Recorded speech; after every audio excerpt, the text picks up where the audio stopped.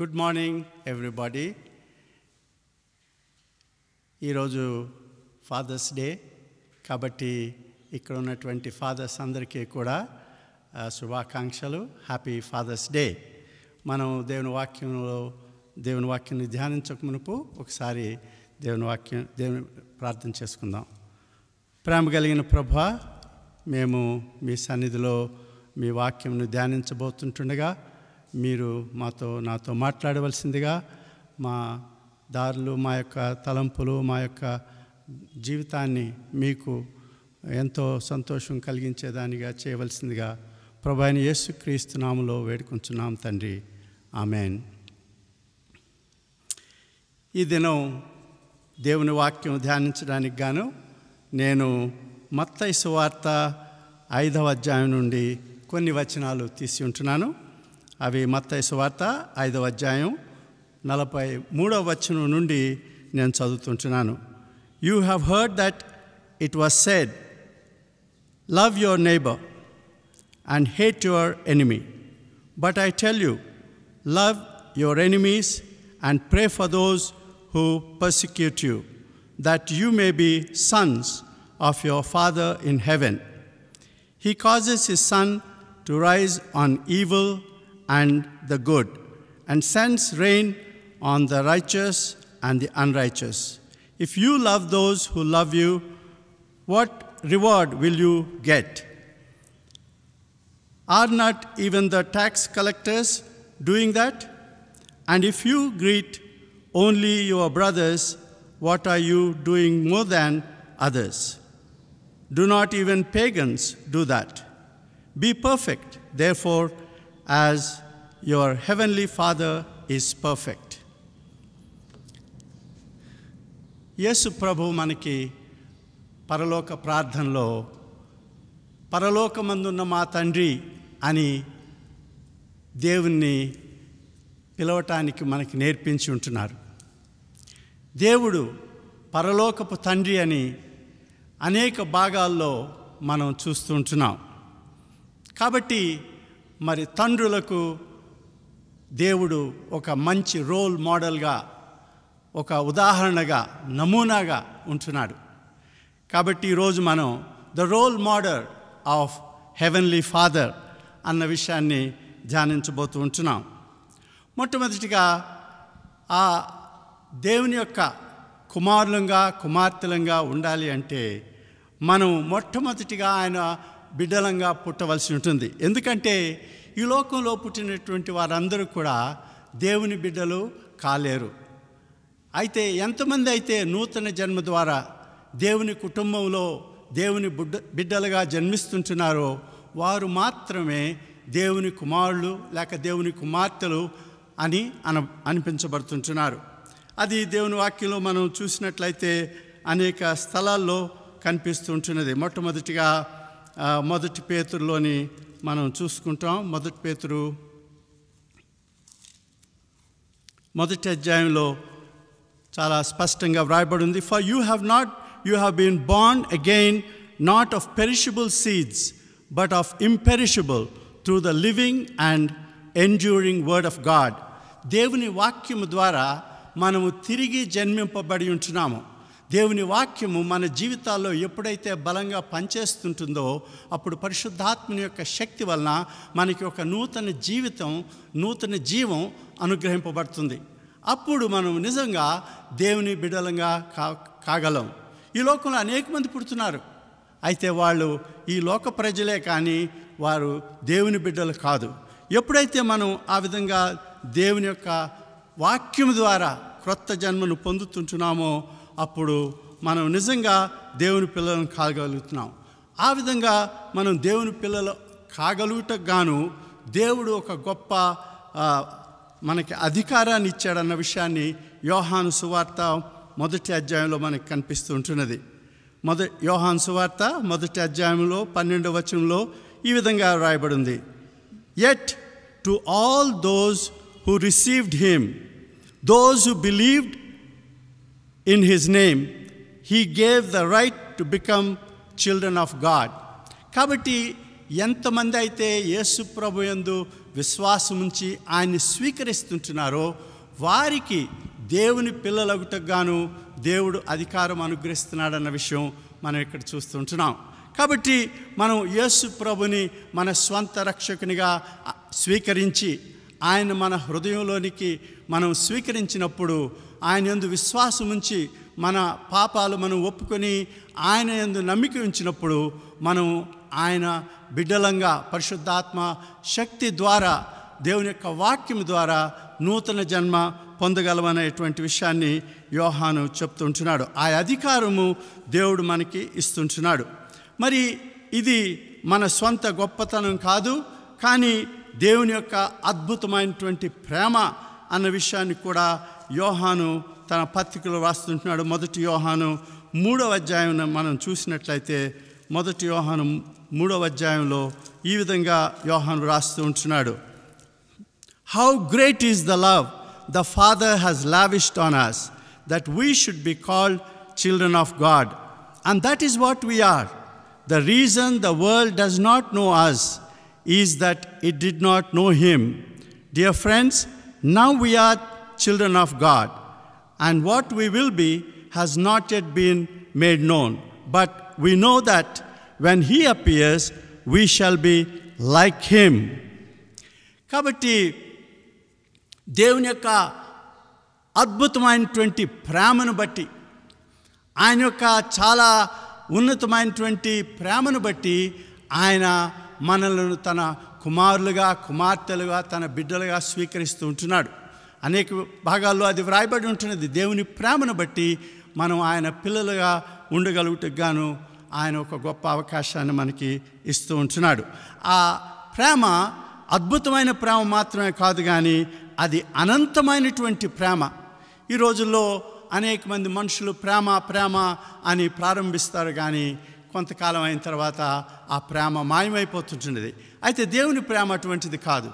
దేవుని ప్రేమ అద్భుతమైన ప్రేమ, అది అనంతమైన ప్రేమ, అంతము లేనటువంటి ప్రేమ. కాబట్టి ఆయన ఆ ప్రేమతోని మనల్ని ఎప్పుడైతే ఆయన బిడ్డలుగా స్వీకరిస్తుంటున్నాడో ఆ ప్రేమ మనల్ని ఈ లోకంలోనే కాదు, కానీ ప్రభు అయిన యేసు క్రీస్తు వచ్చినప్పుడు మనం రానే ఉన్నటువంటి లోకంలో కూడా ఆయనతో పాటు మనం ఉంటా ఉన్నటువంటి ఆ గొప్ప నిరీక్షణ మనకి కలుగుతుంటున్నదన్నమాట.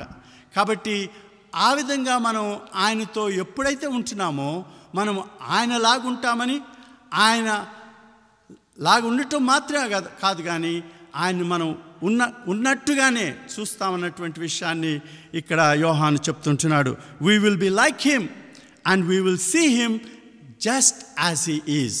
కాబట్టి అంత గొప్ప ప్రేమతో ఆయన మనల్ని తన బిడ్డలుగా స్వీకరించాడని, అది చాలా వాస్తవం అనేటువంటి విషయాన్ని యోహాను ఇక్కడ చెప్తుంటున్నాడు. మరి ఎప్పుడైతే మనం దేవుని కుమారులంగా కుమార్తెలంగా ఆయన కుటుంబంలో జన్మించి ఆయన బిడ్డలంగా పిలువబడుతున్నామో అప్పుడు మనకి కూడా దేవుడు ఆయనను అబ్బా తండ్రి అని పిలిచేటువంటి అర్హత మనకిస్తున్నాడు అన్నటువంటి విషయాన్ని పౌలు మనకి రోమీయులకు రాసిన పత్రిక 8వ అధ్యాయంలో మనకి చెప్తూ ఉంటున్నాడు. ఇక్కడ 16వ వచనంలో మనం చూసినట్లయితే, For you did not receive the spirit that makes you a slave again to fear, but you received the spirit of sonship, and by him we call Abba Father. కాబట్టి మనం మన తండ్రిని, పరలోకపు తండ్రిని అబ్బా తండ్రి అని పిలిచేటువంటి ఆ గొప్ప అర్హత పరిశుద్ధాత్ముడు మనకిస్తున్నాడని, కేవలము మనం అబ్బా ఫాదర్ తండ్రి అని పిలవటం మాత్రమే కాదు, కానీ ఆయన మనతో పాటు మన ఆత్మతో పాటు ఆయన సాక్ష్యం ఇస్తున్నాడన్న విషయాన్ని కూడా ఇక్కడ మరి పౌలు వ్రాస్తూ ఉంటున్నాడు. The Holy Spirit himself bears witness with our spirit that we are the children of God. మనము కుమారులము కుమార్తెలం అన్న విషయాన్ని మరి దేవుడు ఎంతో స్పష్టంగా చెప్తుంటున్నాడు. ఈ లోకంలో ఉన్న వారందరూ కూడా దేవుని పిల్లలు కారు, కానీ ఎంతమంది అయితే ఆ విధంగా పరిశుద్ధాత్మ దేవుని యొక్క శక్తి ద్వారా నూతన జన్మను పొంది ఉంటున్నారో వారు దేవుని కుమారులు కుమార్తెలు అవుతూ ఉంటున్నారు. అబ్బా ఫాదర్, తండ్రి అని పిలిచేటువంటి అర్హత దేవుడు వారికి ఇస్తూ ఉంటున్నాడు. కాబట్టి వారు మాత్రమే దేవుని యొక్క పిల్లలు కాగలుగుతుంటున్నారు. తర్వాత ఇటువంటి గొప్ప అనుభవం పొందినటువంటి మనము మన తండ్రి యొక్క స్వరూపాన్ని కలిగినటువంటి వారమై ఉంటాం. ఈ లోకంలో అది ప్రారంభమవుతుంది. ఎందుకంటే యోహాను చెప్తుంటున్నాడు, ఇటువంటి విశ్వాసాన్ని కలిగి ఉన్నటువంటి మనము ఇప్పటి నుంచే జాగ్రత్తగా ఆ దినం కొరకై మనల్ని మనం సిద్ధపరచుకోవాల్సిన వారంగా ఉంటున్నాం. కాబట్టి మనలో దేవుని యొక్క స్వరూపం, దేవుని యొక్క ఆకారం మనలో కనబడవలసి ఉంటున్నది. We have to reflect the beauty of God. క్రొత్తగా కానీ బిడ్డ జన్మించినట్లయితే ఆ బిడ్డను చూడగానే మరి చాలామంది మనుషులు అచ్చు అమ్మలాగుంది, లేక అచ్చు నాన్నలాగున్నాడు అని అనేక మంది అంటారు. కారణం ఏంటంటే మరి ఒక కుటుంబంలో జన్మించినటువంటి ఒక బిడ్డ ఆ బిడ్డ యొక్క తల్లి లేక ఆ బిడ్డ యొక్క తండ్రి యొక్క స్వరూపాన్ని, వారి యొక్క ఆకారాన్ని కలిగి ఉంటారు. They have to reflect, they have to have the image of the parents. కాబట్టి ప్రియమైన స్నేహితులారా, మనము యేసు ప్రభును పోలినటువంటి వారమై మన పరలోకపు తండ్రి, పరమ తండ్రి యొక్క స్వరూపాన్ని కలిగినటువంటి వారమై ఈ లోకంలో ఉండవలసిన వారమై ఉంటున్నాం. ఇక్కడ ఒక చిన్న కథ ఉంటున్నది. ఒకసారి మీరు చదివారేమో తెలీదు, సాధు సుందర్ సింగ్ గారి యొక్క జీవిత చరిత్రలో మనం అది చూడగలము. ఆయన ఒక దినం అమెరికా దేశంలో ఒక కుటుంబాన్ని విజిట్ చేయటానికి ఆయన వెళ్ళి వాళ్ళ తలుపుని తట్టినప్పుడు ఒక చిన్న పాప వచ్చి ఆ తలుపు తీసి ఆయన్ని పైనుండి కిందకి చూసినప్పుడు ఆయన యొక్క స్వరూపాన్ని చూడగానే ఆమె పరిగెత్తుకొని లోపలికి వెళ్ళి వాళ్ళ అమ్మతో చెప్పిందంట, అమ్మా యేసు ప్రభు వచ్చాడు మన ఇంటికి అని. కారణం ఏంటంటే ఎప్పుడైతే ఆ సాధు సుందర్ సింగ్ని ఆ చిన్న బిడ్డ చూసిందో ఆ బిడ్డ ఆయన యొక్క ముఖంలో యేసు ప్రభు యొక్క ఆ స్వరూపాన్ని చూడగలిగింది. ప్రియమైన స్నేహితులారా, అదేవిధంగా ప్రజలు మనలో మరి యేసు ప్రభు యొక్క, దేవుని యొక్క, మన పరలోకపు తండ్రి యొక్క స్వరూపాన్ని చూడవలసిన వారు అయి ఉంటున్నారు. ఈ భాగంలో మనం చూసినట్లయితే ఇక్కడ మత్తయి సువార్త 5వ అధ్యాయంలోని తండ్రి యొక్క మరి బాధ్యతలు మనకి కనిపిస్తుంటున్నాయి. తండ్రి యొక్క బాధ్యతలు, మరి తండ్రిగా ఆయన సమస్త సృష్టిని కాపాడేవాడుగా ఉంటున్నాడు. సృష్టిని అంతటినీ కూడా ఆయన కాచి కాపాడుతున్నాడు. వర్షము, ఎండ, ఈ రెండు జీవాధారాలు. They are the source of life. మరి ఎప్పుడైతే మనుషులు నీరు ఎండ లేకుండా ఉన్న పరిస్థితుల్లో ఉంటే అప్పుడు వారి యొక్క జీవితం అంతమైపోతుంది. కారణం ఏంటంటే నీరు, ఎండ, వర్షము, సూర్యరశ్మి లేకుండా మనుషులు జీవించలేరు. దేవుడు తన యొక్క మహాప్రేమతో సమస్త సృష్టి మీద కూడా ఇది ఇచ్చేవాడుగా కనిపిస్తున్నాడు. అంటే పరలోకపు తండ్రి సమస్త సృష్టిని పోషిస్తాడు, సమస్త సృష్టిని ఆయన పోషిస్తాడు అన్న విషయం మరి మనం చూస్తుంటున్నాం. అదే ఒక 6వ అధ్యాయంలోనికి మనం వెళ్ళినట్లయితే అక్కడ కేవలం సమస్త సృష్టిని మాత్రమే కాదు కానీ మరి ముఖ్యంగా ఎంతో ప్రేమతో ఆయన తన బిడ్డలను, తన దాసుల్ని ఆయన చూస్తాడన్న విషయాన్ని మనం ఇక్కడ చూస్తుంటున్నాం. మత్తయి సువార్త 6వ అధ్యాయంలోని కొన్ని వచనాలు 26వ వచనాన్ని ముందు చదువుతున్నాను. అందులో ఈ విధంగా రాస్తుంది, look at the birds of the air, they do not sow or reap or store away in barns, and yet your heavenly father feeds them. Are you not much more valuable than they. కాబట్టి ఇక్కడ మరి మత్తయి సువార్తలో మత్తయి ఏమని రాస్తున్నారంటే దేవుడు ఆకాశ పక్షులకు మరి అవి పంటవే అవి కూర్చవు, బాండ్స్లో వాటిని దాచవు. కానీ దేవుడు ఆకాశ పక్షులకు ఎంతో ప్రేమతో అవసరమైనవన్నీ అందిస్తుంటున్నాడు దేవుడు. మరి అటువంటి ప్రేమ గల దేవుడు మనకి కూడా ఆయన సమస్తాన్ని ఇస్తాడన్న విషయాన్ని ఇక్కడ మత్తయి వ్రాస్తుంటున్నాడు. కేవలము సమస్తం ఇవ్వడమే కాదు, కానీ ఆయన 32వ వచనంలో ఇంకో విషయం రాస్తుంటున్నాడు. 32వ వచనాన్ని చదివినట్టయితే, for the pagans run after all these things and your heavenly father knows that you need them, but seek ye first the kingdom of God and his righteousness, and all these things will be given to you as well. కాబట్టి ఇక్కడ దేవునికి మనకి ఏం అవసరమో అవన్నీ తెలుసు అన్న విషయాన్ని మత్తయి వ్రాస్తుంటున్నాడు. God knows all our needs. మనకేం అవసరమో తెలుసుకోక మునిపే దేవునికి మనకి ఏం అవసరమో అన్న విషయం తెలుసు. He knows what we are and he knows what we need. According to our needs he will provide. కొన్నిసార్లు మనము మన స్వంత జ్ఞానంతో, స్వంత శక్తితో, మన స్వంత కోరికలతో నాకు ఇది కావాలా, అది కావాలా, అది ఉంటే మంచిది, ఇది ఉంటే మంచిది అని చెప్పి మనం ఆలోచిస్తాం. అయితే దేవునికి మనకి ఏమి కావాలో అన్న విషయం బాగా తెలుసు. ఎందుకంటే దేవుడు మన పరలోకపు తండ్రి.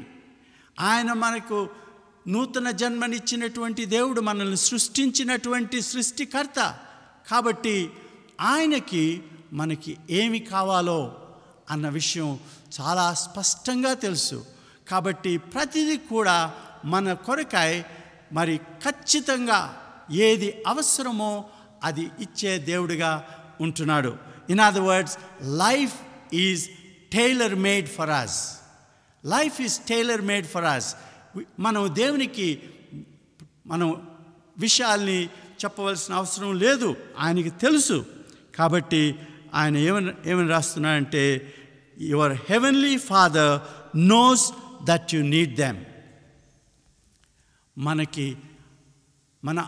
మనకేం అవసరమో తెలియక మునిపే మన పరలోకపు తండ్రికి మనకేం అవసరమో అది తెలిసే ఉంటున్నది.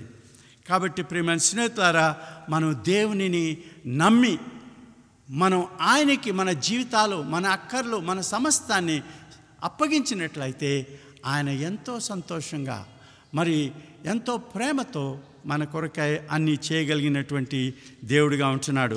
He provides and protects. ఆయన మనకు అవసరం అన్నీ ఇస్తాడు.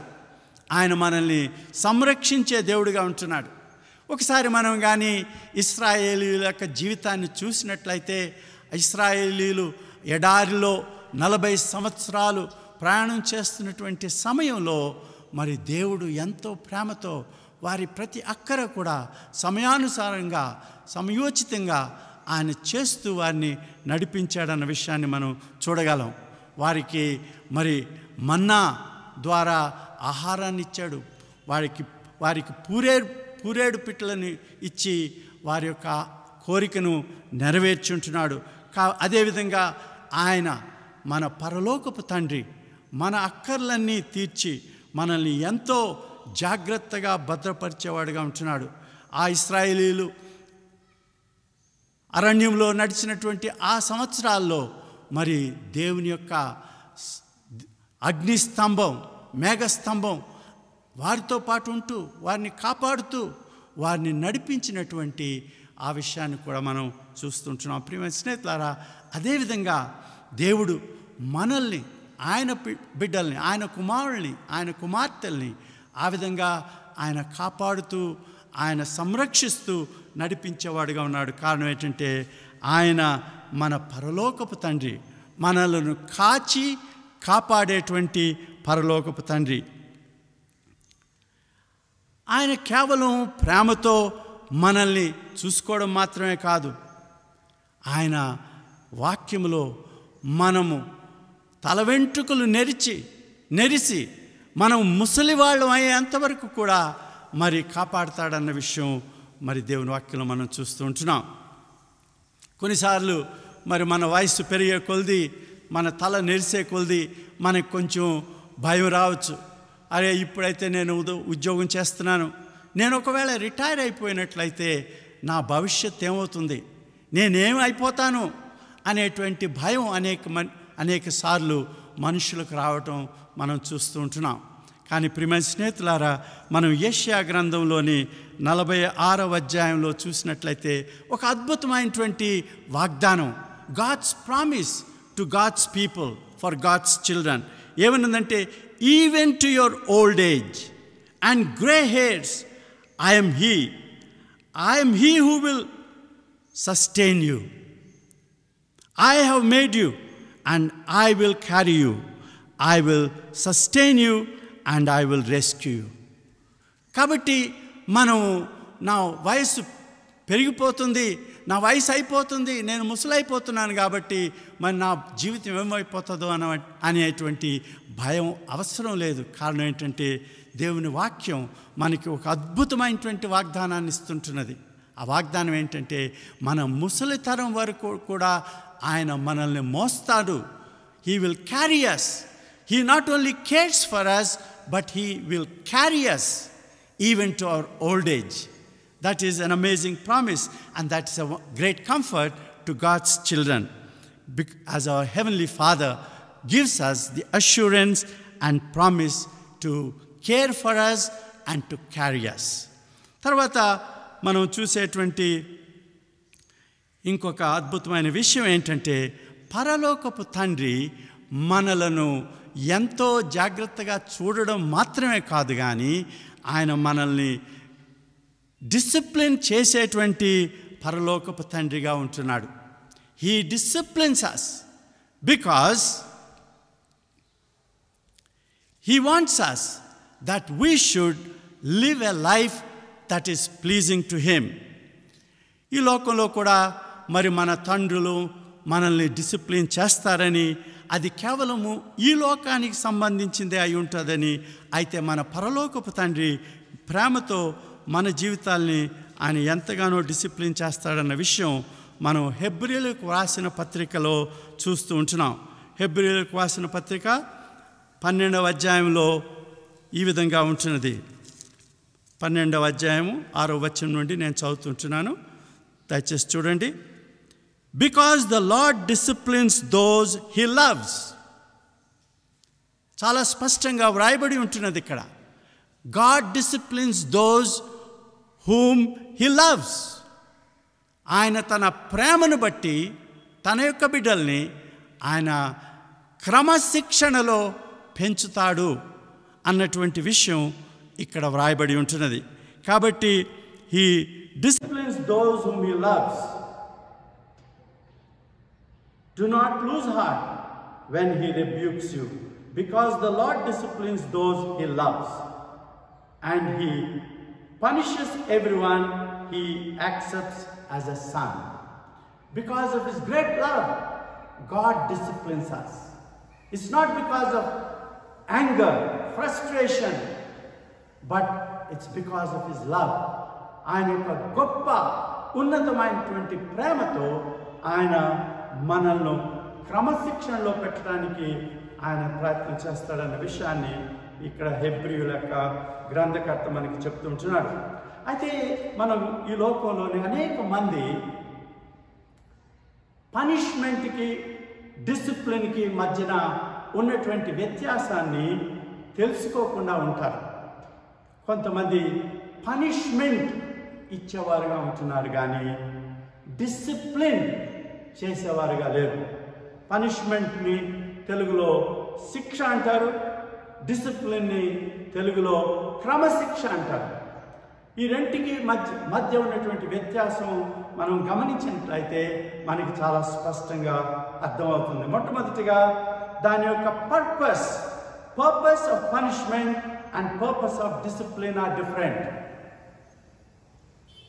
శిక్షకి తరువాత క్రమశిక్షకి మధ్యలో ఉన్న ఉద్దేశము చాలా భిన్నంగా కనిపిస్తుంటున్నది.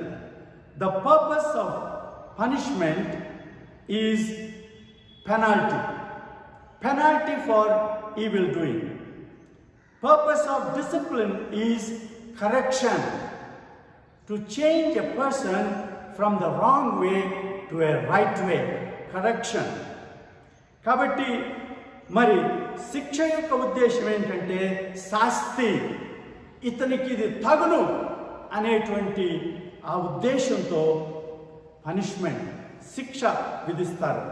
అయితే క్రమశిక్ష యొక్క ఉద్దేశం ఏంటి అంటే దిద్దుబాటు, సవరణ. కాబట్టి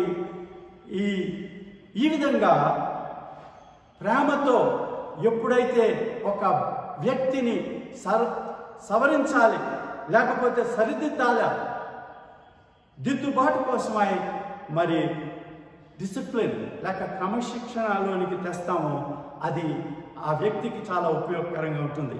రెండవది focus of punishment and focus of discipline. Focus of punishment is past మిస్డీడ్.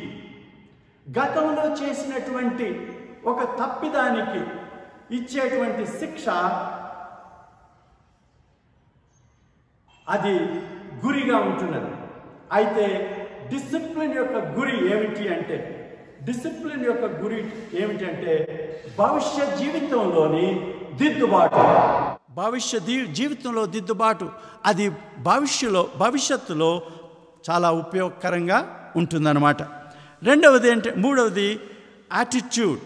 The attitude of punishment is anger and frustration. మనం తల్లిదండ్రులుగా కూడా కొన్నిసార్లు ఎప్పుడైనా బిడ్డలు తప్పు చేసినట్లయితే కోపంతో, మనకొచ్చినటువంటి క్రోధంతో మనం అటువంటి వైఖరితో, యాటిట్యూడ్తో మనం వారికి శిక్ష విధిస్తాం, పనిష్మెంట్. అయితే డిసిప్లిన్ చేసేటప్పుడు మన యొక్క కోపాన్ని, మన యొక్క క్రోధాన్ని కంట్రోల్లో పెట్టుకొని ఎంతో ప్రేమతో చింతించి ఆలోచించి జాగ్రత్తగా వారికి మనము క్రమశిక్షణలోనికి తీసుకుని వస్తాం. తర్వాత నాలుగవది the result of punishment. The result of punishment is fear and guilt. శిక్ష యొక్క పరిణామం ఏమిటంటే భయం. మరి నేరారోపణ చేసినటువంటి ఆ ఫీలింగ్ వారి యొక్క హృదయంలో జీవితాంతం ఉండిపోతుంది, పనిష్మెంట్ యొక్క పరిణామం. అయితే క్రమశిక్షణ యొక్క పరిణామం ఏమిటంటే నిబ్బరం, ధైర్యం, కాన్ఫిడెన్స్ వస్తుంది, వారికి ట్రస్ట్, సెక్యూరిటీ వస్తుంది. కాబట్టి ఆ విధంగా నిబ్బరంతో, ధైర్యంతో వాళ్ళు ముందుకు వెళ్ళాలి అంటే మనము మన పిల్లల్ని క్రమశిక్షణలోనికి తేవలసిన వారంగా ఉంటున్నాం. ప్రియమైన స్నేహితులారా, ఇక్కడ మనం మన పరలోకపు తండ్రి యొక్క జీవితం మాదిరి నుండి, ఆయన యొక్క మోడల్ నుండి మనం నేర్చుకునేది ఏమిటంటే మన బిడ్డలను ప్రేమతో పెంచడం, మన యొక్క బిడ్డల్ని మనం ఎంతో జాగ్రత్తగా నడిపించడం మాత్రమే కాదు, కానీ అవసరానుసారంగా మనం వారిని సరైనటువంటి క్రమశిక్షణలో పెంచవలసిన వారంగా ఉంటున్నాం. We have to bring them up in the discipline of the Lord. We have to train them to follow the way of the Lord. కాబట్టి ఆ విధంగా మన పరలోకపు తండ్రి మనల్ని నడిపించేవాడుగా ఉంటున్నాడు. తర్వాత చివరిగా మనం చూసేది ఏంటంటే reflection of the heavenly father. మన జీవితాల్లో పరమ తండ్రి యొక్క ప్రతిబింబం. God has to reflect in our lives. He is our heavenly Father, and we need to reflect His beauty, His likeness. కాబట్టి పరమ తండ్రి యొక్క ప్రతిబింబాన్ని మనం కలిగి ఉండాలా అన్న విషయాన్ని మత్తయి సువార్తలో మరి చాలా స్పష్టంగా వ్రాస్తూ ఉంటున్నాడు. కాబట్టి అక్కడ ఏమని రాయబడిందంటే 48వ వచనం 48 Be perfect therefore as your heavenly Father is perfect. This is a verse that is very often misunderstood and misinterpreted. But here we need to very carefully understand this verse. అనేక పర్యాయాలు ఈ వాక్యాన్ని చదివినప్పుడు మనుషులు దాని యొక్క అర్థాన్ని కొంచెం మార్చి చెప్పేవారుగా ఉంటున్నారు.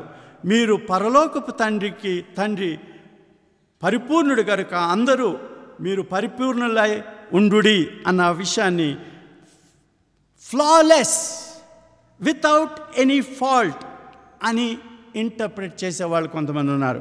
కాబట్టి మనం దేవుని వలె పర్ఫెక్ట్ అంటే ఫ్లాలెస్, దేవుని వలె మనం ఫ్లాలెస్గా ఉండాలని ఎంఫసైజ్ చేసి బోధించేవారు ఉన్నారు. అయితే కొంతమంది మరి దానికి వ్యతిరేకంగా, some people interpret this in the opposite direction, and when they say it's impossible to be perfect like God. It's impossible to be perfect like God, therefore forget about it. Therefore forget about it. ఆ విధంగా నిష్కలంకంగా ఉండడం అసాధ్యం అని ఆ దేవుని యొక్క వాక్యాన్ని తిరస్కరించేవారుగా ఉంటున్నారు. కాబట్టి కొంతమంది దాన్ని నొక్కి వక్కాణిస్తారు, కొంతమంది తిరస్కరిస్తారు. ప్రియమైన స్నేహితులారా, మనం ఈ వాక్యాన్ని కానీ జాగ్రత్తగా అర్థం చేసుకున్నట్లయితే దానిలో ఉన్నటువంటి అద్భుతమైనటువంటి పాఠాన్ని మనం నేర్చుకోగలం. ఇక్కడ ఫ్లాలెస్ అని చెప్పటం లేదు. కారణం ఏంటంటే యోహాను సువార్త 1వ అధ్యాయం 9వ వచనం 10వ వచనంలో చాలా స్పష్టంగా మనం చూస్తుంటున్నాం. మనము కానీ పాపము లేని వారమని చెప్పుకొని ఎడల మనం దేవునిని అబద్ధికుని చేస్తున్నామని చెప్పి, మనలో సత్యము లేదన్న విషయాన్ని యోహాను రాస్తుంటున్నాడు. We do not become perfect, flawless, but we need to be complete. ఆ పర్ఫెక్ట్ అన్న మాట యొక్క అర్థం ఏంటంటే కంప్లీట్, నాట్ పార్షియల్, కంప్లీట్. ఆ విధంగా పరిపూర్ణంగా ఉండాలా అన్న విషయం యోహాను ఇక్కడ మత్తయి మనకి ఇక్కడ వ్రాస్తూ ఉంటున్నాడు. అంటే పరిపూర్ణత అంటే ఏంటంటే దేవుని పరిపూర్ణత.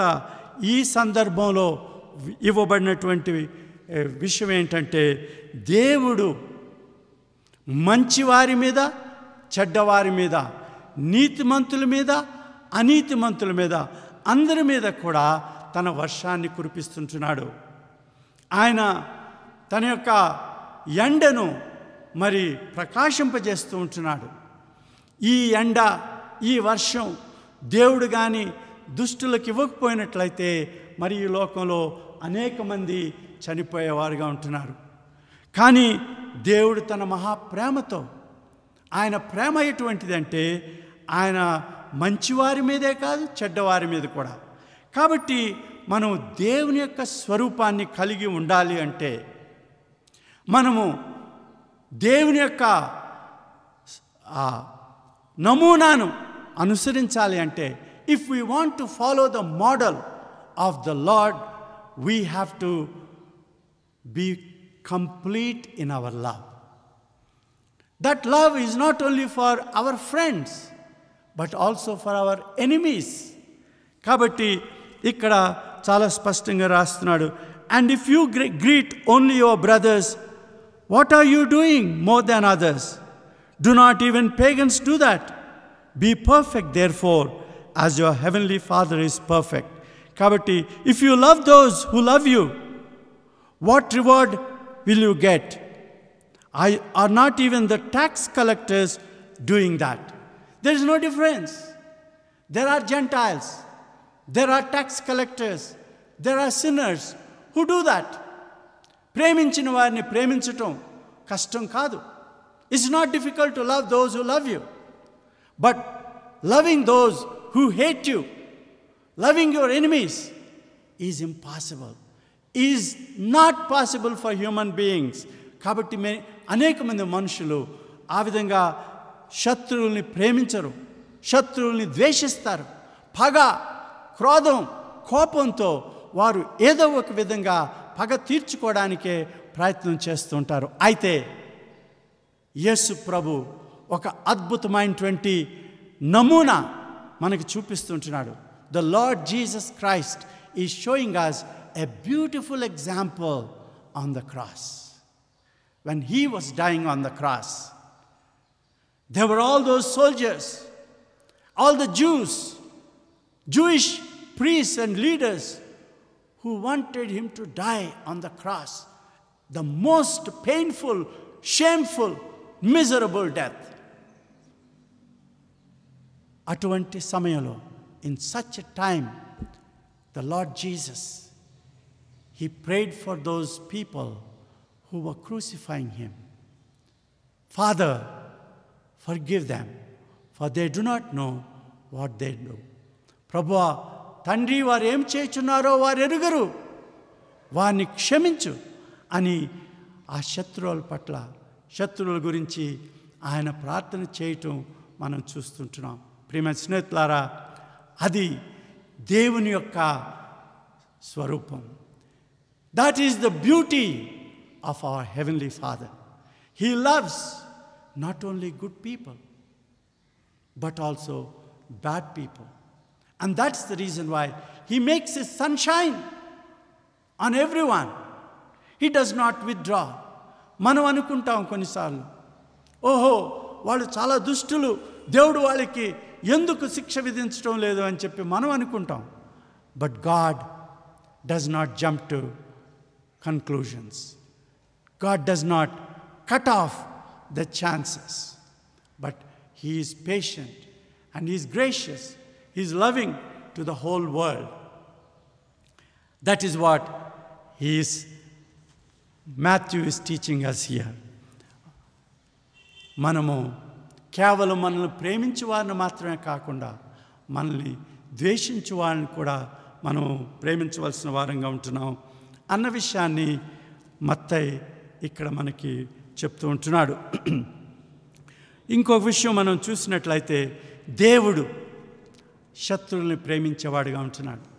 ఎవరైతే ఈ లోకాన్ని ప్రేమిస్తూ జీవిస్తున్నారో వారు లోక సంబంధులు. లోకంతో ప్రేమ, దేవునితో శత్రుత్వం అన్న విషయం దేవుని వాక్యంలో మనం చూస్తుంటున్నాం. Love of the world is enmity with God. So all the people in the world who love the world, who live for the world, are the enemies of God. Does God punish everybody like that? No. He is not punishing. He is still loving, and that is the reason why he is still taking care of the whole world. Dear friends, God is not partial.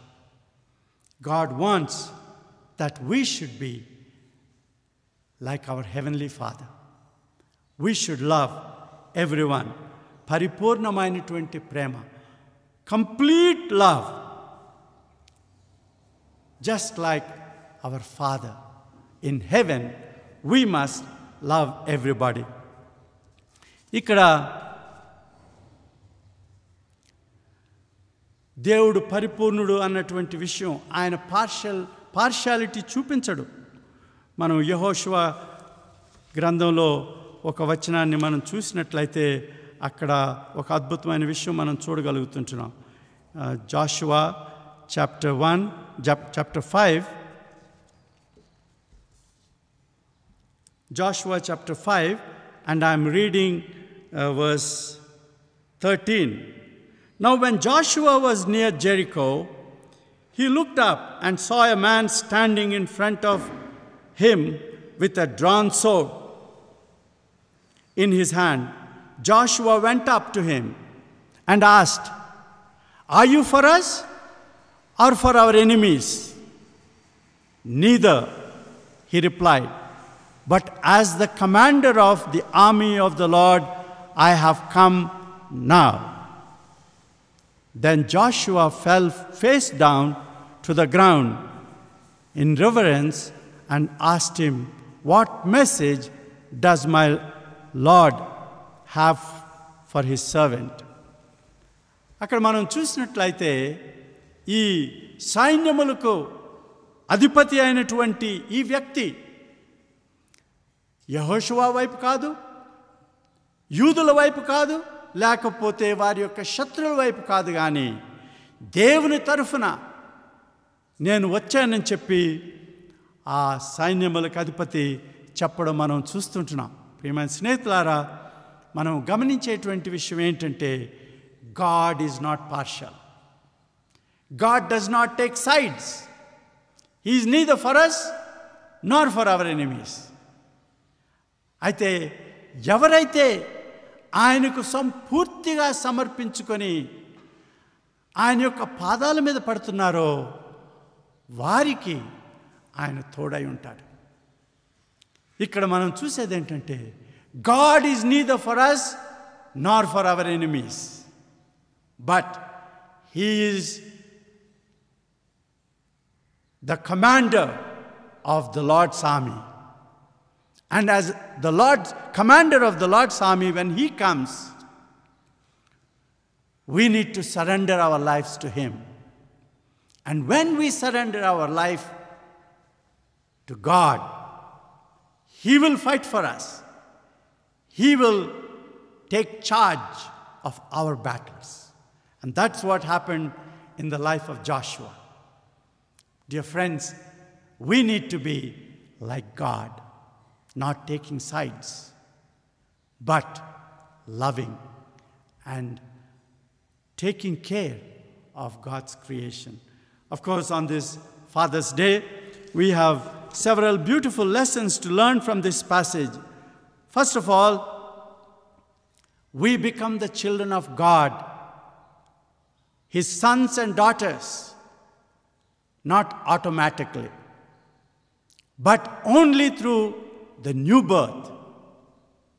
When we are born again, when we receive the Lord Jesus Christ as our Savior and surrender our lives to him, we become the children of God, his sons and his daughters. And he becomes our heavenly Father. And we begin to reflect the beauty of God. దేవుని యొక్క స్వరూపాన్ని మనం ప్రతిబింబించేటువంటి నిజమైనటువంటి దేవుని కుమారులుగా కుమార్తెలుగా మనం అవ్వాలి అంటే మనం దేవుని యొక్క వాక్యాన్ని గ్రహించి స్వీకరించి పరిశుద్ధాత్మ యొక్క శక్తితో నూతన జన్మ పొందవలసిన వారంగా ఉంటున్నాం. Then we become the children of God and reflect the beauty of God. తర్వాత ఎప్పుడైతే మనం దేవుని యొక్క బిడ్డలంగా ఆయన కుటుంబంలో జన్మిస్తున్నామో మనం దేవుని యొక్క ప్రేమను మన హృదయాల్లో పొందగలం. Because God is love. God is love. That is the definition of God. God is love. ఆ ప్రేమను మనం ఎప్పుడైతే మనం పొందుతున్నామో అప్పుడు ఇక్కడ మనం చూసినట్లుగా complete love. We can have that complete love because of the Holy Spirit who indwells us. మనలో నివసించేటువంటి పరిశుద్ధాత్మ దేవుని యొక్క సహాయంతో మనం దేవుని యొక్క ప్రేమను కలవారమై సంపూర్ణమైనటువంటి పరిపూర్ణమైనటువంటి ప్రేమను కలవారమై ఈ లోకంలో జీవించగలం. ఎప్పుడైతే అటువంటి పరిపూర్ణమైనటువంటి ప్రేమను కలిగి ఉంటున్నామో అప్పుడు మనము తండ్రిని పోలిన వారమై ఉంటున్నాం. We will reflect the beauty, the perfection of God. The complete love of God can reflect on us and we can love, and that is how we can truly become the sons and daughters of our Heavenly Father. On this day, as we are celebrating Father's Day, I would like to encourage every one of you to make sure that you have received the Lord Jesus Christ as your Heavenly Father and the Lord Jesus Christ as your Savior. Receive him as your personal Savior. And when you receive him as your personal Savior, you are given the right to become a child of God. So may God help each one of us to reflect the beauty of God. So, ప్రార్థన చేసుకుందాం. Let us pray. Our Heavenly Father, we thank you for this passage that came to us this morning. We pray, Father, that you will help us, that we may live as the children of our Heavenly Father in this world, and that we may reflect the beautiful love of our Heavenly Father that we have received in our lives. That complete love that is not only for our friends, but also for our enemies. And that we may be able to love both our friends and our enemies as our Savior and our Father expressed in their lives. Oh God, help us that we may be able to love like our Heavenly Father. For we ask this prayer with thanksgiving in Jesus' precious name. Amen.